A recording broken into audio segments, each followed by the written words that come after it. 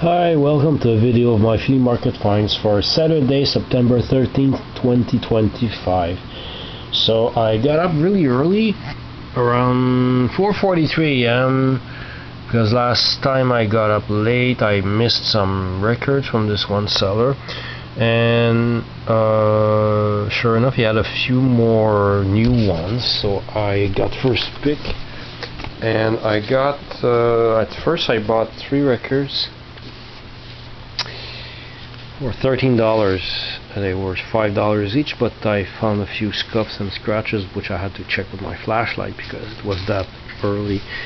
On this one has a few scratches on it, still playable, but Hugh Masekela Hugh Masekela's latest. It's a US pressing, can tell by the crappy cardboard. Really hate US sleeves. The cardboard is terrible on uni, and it's still enjoyable for $3. And I forgot to make myself a place to put the records. Okay, Joe Simon today, and I remember buying a Joe Simon records in the past weeks. I hope I didn't buy this one already, and since my inventory is not up to date. Well, this is from 19... I have to check the record, to check the year again. I don't know the year. I think it's 1976. Anyway, Joe Simon today, $5. And Masekela Melody Maker. Not quite what I thought it would be, but actually very enjoyable from the little snippets I checked when I checked the condition on the record. This one is 1976. Okay, I don't know the years of the other records. And then I said there's another record I left behind because I wasn't sure about the song title, if I would like it or not. It actually were 2 records. I don't remember the second one, but I got after you let me. I'm not connected. I don't have a smartphone connected on the internet. In Canada, it costs a fortune, and I'm hypersensitive to the LCD and LED monitors in general, and whatever type of screen is on a smartphone, I cannot watch very long.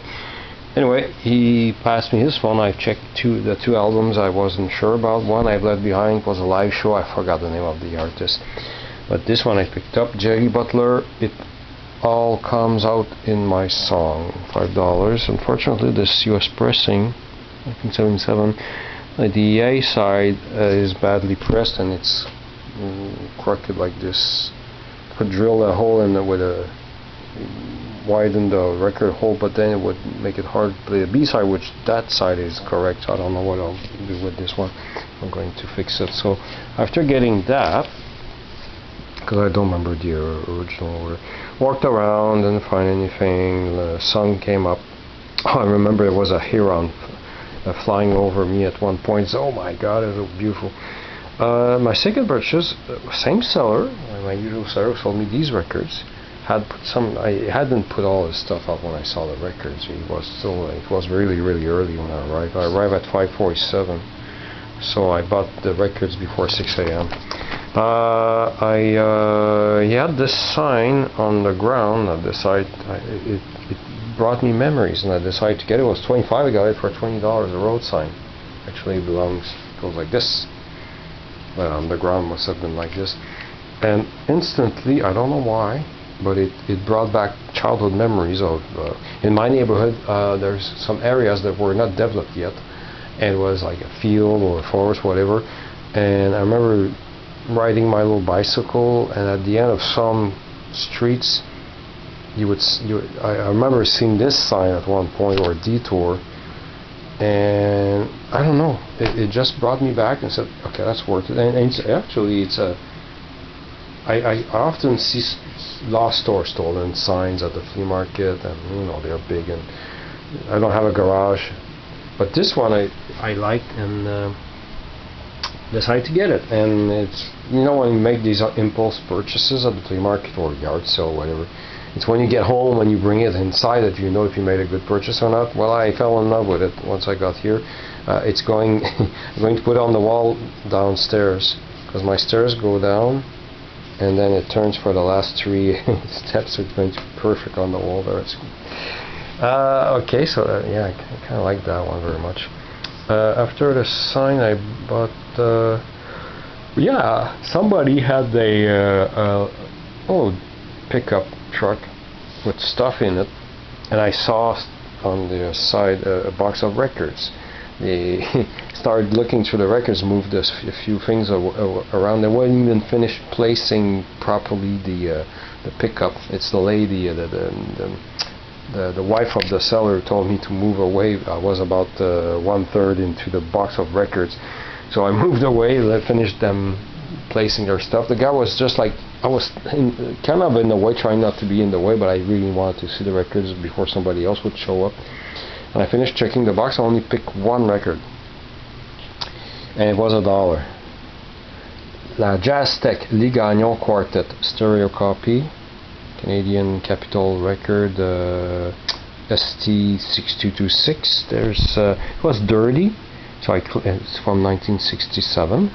The year that, because it's from Montreal, the year that Expo 67 was held in Montreal, and as you can see, shrink wrap is almost all there. It's starting to rip after 50 some years. The record, well, I want to show you the record, original pressing, of course, a rainbow label, compo pressing. It was dirty. I cleaned it, and there's a few little short scratches, unfortunately, here and there, but it's still very listenable and in great shape. This record goes for $40 on Discog, so I was happy to get this for $1. It's not even my score yet of the day. It's coming soon. I'm going to show you in a few minutes. So that I knew it was worth something, but I didn't expect it to be worth $40. Well, with the scratch probably a bit less, but I'm not going to sell it anyways. I just like to know how much my stuff is worth sometimes. After this $1 record, and then also after I cleaned it and checked it again, it sounds great. Then for another oh yeah, I'll have to describe what happened. Another table, the guy, the man was unpacking stuff from a van. He was busy. He dropped a lot of records, like really badly mishandled records. Like there were like a lot of scotch tape on the edge of the covers on some records that were stuck together. Some had gotten humidity damages. You can tell some were in a shed somewhere. They were tied with strings or shoelace, I don't know, rope. I saw, and then placed in plastic bags that were like pre-worn with big big tape around, and it was really hard to try to get to see the records, and you had 4 or 5 stacks like that piled up on the table. I had at one point to ask him to come with a knife or something to untangle them, and I went through them and saw all kinds of stuff that I already had, some bad condition records, some good titles here and there, and I pulled only one record out. But before I show you the jackpot record, I will show you what I took out of a Michel Fugain in the Big Bazaar record. I will switch to French. Sorry for that, people don't speak French. I got these two things out. Actually, the record had this cover, but this is I knew right away what it was. It was a program for a show that he gave in Montreal. There was also this thing here, Poster Magazine, Spécial Fugain, Big Bazaar. And I went through it. It's pretty bad shape. I think it was a child or a teenager who had this. I tried to put the pages are mostly all loose. It's a mess. The pages are not numbered, so I don't know the exact order. But so you have articles and photos.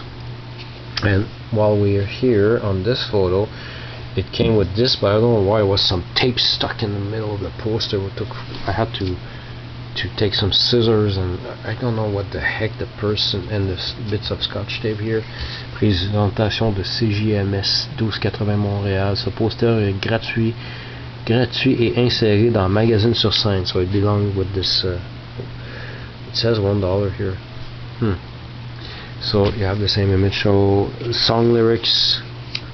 of very famous songs that I've heard a lot on the radio as a kid. I have these records, of course, by now. Flea and the Big Bazaar. Description of the band. 20-minute ovation in Paris. Oops, then we get some pages. At one point the person cut this piece out. Whoops, I skipped a page here. Yeah, we have some of the members of the Big Bazaar described here. At some point he or she cut this out and scotch taped it back in. At least we have all the bits of pages, but yeah, rusty. This is over 50 years old. Damn, and it's all doomed over here, unfortunately. Marie Quant. So other members of the band. Some of the records, they don't advertise the first album of the Big Bazaar because it was on a different label. This is an ad by London Records, Able Records. Those were the two albums that were out at that point. And a cigarette ad, Claude Landry, which was I have his records. He was an imitator. So we have this, and this was inside. That's what's left of whatever. It says Nous deux Flash. Stéphanie et Michel Fugain, le couple heureux du Big Bazaar. So that's Michel Fugain and wife. And what's left of a first page of an article. The rest is gone. So I got this, and this was inside, and I got the record for a total of $2. The record was $1, and I got the two magazines for another $1. Ecology, 25e Régiment, pop psychedelic band from Quebec. This is George Thurston Boule Noire. This record is in English, although the notes here are in French. And unfortunately the cover, and this was one of the better ones because I was lucky it was not torn, no splits. This is starting to come out, to peel off a bit, but crack a bit, but it's in decent shape except for all these humidity stains. A little bit of rainwater, but I see little spots here and there, and nothing too serious. I've seen worse. But the record, it was very dirty. I cleaned it, and it plays flawlessly all the whole thing through. There was one nasty little bit of I think was mold. That took a lot of took me a while to clean carefully to make sure I don't scratch the record, but it came off with soap, and I don't have a machine to clean records yet. I'm very aware of which one I will pick, but I just use water under the faucet and some hand soap, cream soap, and I rub in following the groove, and try really hard not to get the darn labels wet. And it works. It's just a pain in the butt, but it plays flawlessly. So I say the record is VG++ or near excellent, but the cover is barely VG. Well, the last copy sold VG or VG+, sold in 2022 for $103 Canadian. Previously, the previous copies, which was in excellent condition, sold for $176. I got this for $1. I knew it was worth something, but not $100. So that was cool. That was the score, and I worked hard to get to that record. So that was the score of the day. I was very excited about that. $2 for all that, and then I got another table. Got 3 magazines, $2 each. Tried for $5 for all 3. Said no, $2 each. I'd rather just light up my. It was very nasty. Like I'd rather just burn them, like light my chimney with one if I'm going to have to sell it under $2. So okay. So yeah, I was hesitant about that one because it would have been cooler in English, but. So this is les Bee Gees, leur unique biographie illustrée, 1955-1979. This was released in the beginning of 1979, before disco got out of style, sadly. I say sadly because disco is my favorite music genre. It's quite interesting, although it's translated, it's all in French here. Australia. I won't show every page, it's going to take too long, but let's flip through a few of them. Going backwards is easier. Yeah, that mess of I haven't seen the movie. I've heard it's really a bad movie, but Sgt. Pepper movie, I have the album, but I've never played it. George Burns singing a Beatles song is kind of weird. I love the kitsch side to it, but and I always got confused as a kid when I saw discontinued deleted copies of that movie soundtrack, and of All This and World War II, which also is a double album with covers of Beatles songs by others. I always got confused between the two albums.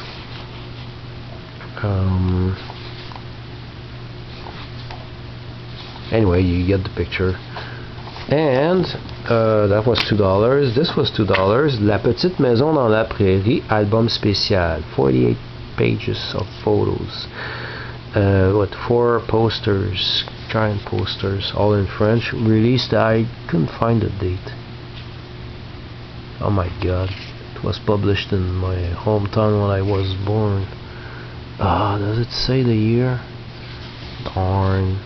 Most likely roughly probably the same age as the fall, 79 1980 roughly. So we have like Michael Landon, of course, which I found out much later in the last years that he was actually very short and very self-conscious about his shortness, and he used all kinds of tricks to hide his shortness in the movies, like with like stand in a ladder or something like that, and he had platform shoes to raise himself a bit. I'm not going to flip through the whole thing, but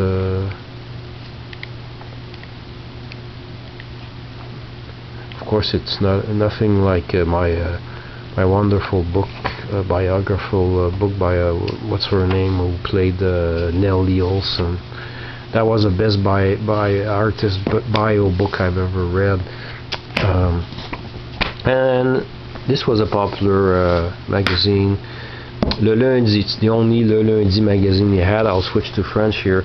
C'est de 19 juillet 1980. Retenez cette date importante, 19 juillet 1980. Celui-là, j'hésitais à payer $2 parce que j'espérais trouver... Mon grand-père, du côté de mon père, achetait ce magazine régulièrement, puis moi et mes cousins ou ma cousine, on se battait des fois pour avoir des posters ou les bandes dessinées. Il y avait tout le temps 3 pages de bandes dessinées qu'on peut voir. Ici, c'est René Simard, le poster. D'habitude, c'était des pages de comics différents. Des fois, il y avait Gaston Lagaffe, il y avait Poussy, le chat dessiné par Peyo, celui qui fait les Schtroumpfs. Ici, on a 3 pages du livre La Schtroumpfette. Page 37, 38 et 39. Mais j'ai décidé de l'acheter en fin de compte parce que sur la couverture, je m'adonne à voir le triste divorce de Joe Dassin. Et je suis un fan fini de Joe Dassin. Joe Dassin, c'est le premier artiste que j'ai collectionné. Fait Joe Dassin, le triste divorce de Joe Dassin. Et il faut pas oublier que Joe Dassin est décédé le mois suivant, en août 1980, à l'âge de 41 ans. J'ai oublié la date exacte que Joe Dassin est mort, mais il est mort en août 80 à Tahiti, après un vol d'avion qu'il n'aurait pas dû faire parce que son cœur était fragile. Puis il parle des plans qu'il y avait ici d'aller s'acheter une maison dans les Laurentides, au Québec, puis de faire une carrière aux États-Unis avec son album Blue Country en anglais, qui deviendrait Homemade Ice Cream, que j'ai, mais que je n'écoute jamais. Là. C'est pas son meilleur disque. Fait que c'est assez hallucinant de trouver ça. Un mois avant qu'il décède.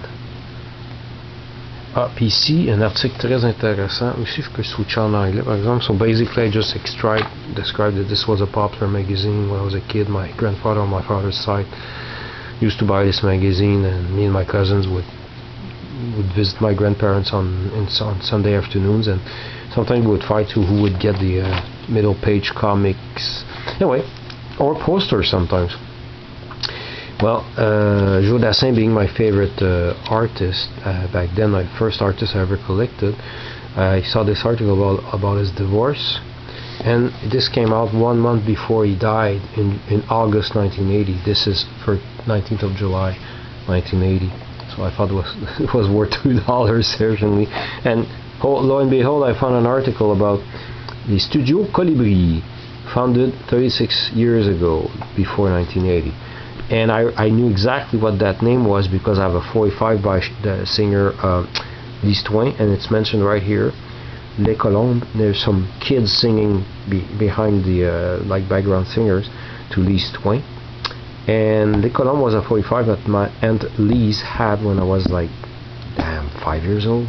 I remember playing this on a very cheap record player at my grandma's place. Anyway, they describe all the back vocals they did for other records. Oh, it's them singing on this record. Oh, on that one as well. I didn't know that. It was very interesting. I was browsing a little bit before, all kinds of random crap in there. It wasn't high quality. Larry Wilcox is divorced. His marriage 3 months after his divorce. Oh, unless. Oh, okay, he divorced. Then he married. Okay, I thought it was a marriage that lasted only 3 months and then he divorced. Oh, I didn't get that. And I think we saw, because it was Chips back then, it was a popular show. I know I've seen. Well, trust me. What's his name? Eric Estrada. There's a picture of Eric Estrada somewhere in there. So, yeah, it's like a time capsule for me. So $6 for those 3 magazines. I was glad to get that. How are we doing on time? Well, almost done. Then I went back to the same seller who sold me the jazz record for $1 that we saw earlier, and she had a box, about a small like shoe box, full of mostly postal cards. I was looking for some gooey images or kitschy bad hotel rooms. I'm always on the lookout for those. They're harder to find than we think. Most of the time they're just boring, ordinary cards. Well, I did find something, and as I was talking to her and about stuff, and I pulled out these things here. They all date from February 1955, and they're little catalogs, very, very short pamphlet catalogs of RCA records. And back then, RCA Records was on Lacasse Street in Saint-Henri. My dad lived across the street from there. Grew up in across the street of the big building of RCA Victor. So this is February 1985. So here we have a catalog and prices, and this camera is too cheap, too bad to show you exactly. It says like Red Seal 45 RPM records, 95 cents instead of $1.25. Red Seal albums, those are a pretty boring catalog being Red Seal, except for the children's albums here. Howdy Doody's Crystal Ball and Howdy Doody and the Musical Forest. What else here? On this one we see Ames Brothers and Perry Como, which I like to call Perry Coma, fall in the coma when the Five Cats, Ralph Flanagan. I think I saw Phil Harris. Oh, I didn't see that the first time. Muskrat Ramble. Phil Harris being Baloo's voice, of course. Homer Jethro, Spike Jones, Eartha Kitt, and it says here Santa Baby. I have this on 78. You have the 78 catalog number 20-5914. I have this clean. Bought it for almost nothing years ago. Lou Monte, Perez, Prado with his big hit Cherry Pink and Apple Blossom White. And there we go. Hank Snow, The Three Sons, which I love The Three Sons very much. And this one is just a one sheet thing, very short, with typos on it. Gilbert Bécaud on 78 and 45, Donne-moi, and Des Mains, but it's Mes Mains. That's the typo I was referring to. I know because it's his first record, but it took that long to be released in Canada, 2 years after he recorded in France. And I have that 78. Mr. Sandman, done in French by Raymond Berthiaume et les Trois Bars, but called Le Three Bars. No, they're in French, but they have an English name. And Paul Brunel et ses Troubadours du Far West, a country singer, Montreal country singer. Edmond Parizeau et ses Paper Makers du Saguenay. So those three little cute things, plus this, that reminded me of one of my best friends who lives in London, Ontario. Oh, actually, should I name him now that I said where he lives? Don't know if that's a problem. I won't say anymore. He will recognize himself. And yeah, so this is the Enchanting Storybook Gardens, and it's intact. It's 12 outstanding color views. 2 cents Canada postage without message. Wow. So what do we have? Strip is intact. St. Paul Cathedral. Well, I suspect these are not actually from the park itself. There we go. The Three Bears. Weedy the Blue Whale. This is Slippery Cyril and Lonesome Sea Lions. This reminds me a lot of the Jardin des Merveilles in Montreal. Three Little Pigs. Humpty Dumpty. The Entrance Castle. On the other side is Miniature Train. Dundas Street with old 50s cars. Huh. London Wines. Here we have Dominion Public Building. Here we have City Hall. And here we have St. Peter's Cathedral. Oh, and here we have St. Paul's Cathedral. Did I go all the way? Yeah, we have the three there. So all of these cards, and these three rare RCA items, $1. I didn't offer $1. She asked me $1. It was the end of that. $1 for that. Another table had some records, very common records. Decided to get and the seller was so nice, decided to get an extra copy of a record I already have multiple copies of because it was so clean. My favorite Donald-Lautrec album from 1966, a self-titled album with the colored photo in the middle. And I love 11 out of the 12 songs, which is a good number of good. Maria Pleuret is too dramatic for my taste. But even as a kid, I loved Sweet Pea. He had a cover of what's his name, Tommy Rose song, Yadé, which is an original. I played Yadé on Kitsch Bonbon, my radio show from 2005. Cette chanson and Je ne peux plus rien lui dire are cover. The backing band is Les Misérables. Their records are really rare.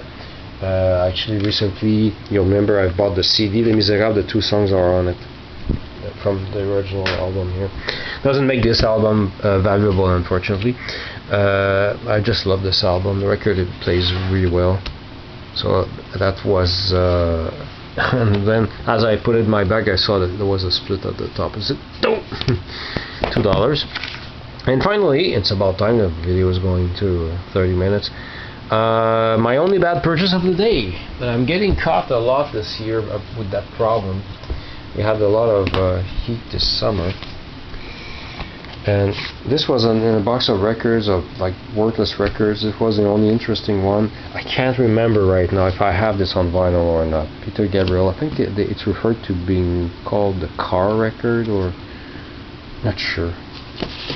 but it has the forgot to prepare it for the video, but yeah, I don't want to damage it, but it has the original yellow Atco label. Didn't have a scratch on it, but the man was delusional. He wanted $10 for each record, and I passed. I didn't even open my mouth and just moved on. And before I left the bazaar, I decided, no, the worst that could happen is he says no. So I went back and I've explained to him, look, I know you probably sold some records at $10, but nothing in the box is worth $10 and more. This is, and then blah blah blah blah. Offered 5, negotiated. Okay, you can have it for 5. So I thought I made a good deal, and there's some whooshing effects on the record. I haven't tried cleaning it yet, but I'm 95% sure it's heat damage. You can barely see it. It's when you play it that you hear the on both sides. So that's very annoying. Very pissed off that I paid $5 for a record that I should have waited. But one day I might find a better copy, and this cover will be better. So yeah, so that was my day. The next day I went back to the flea market, found nothing, or missed stuff by just a few minutes, or things were too expensive, bought nothing at all. So I can't complain with this $100 record for $1, and it's nice sign. I love the sign. So thank you for watching.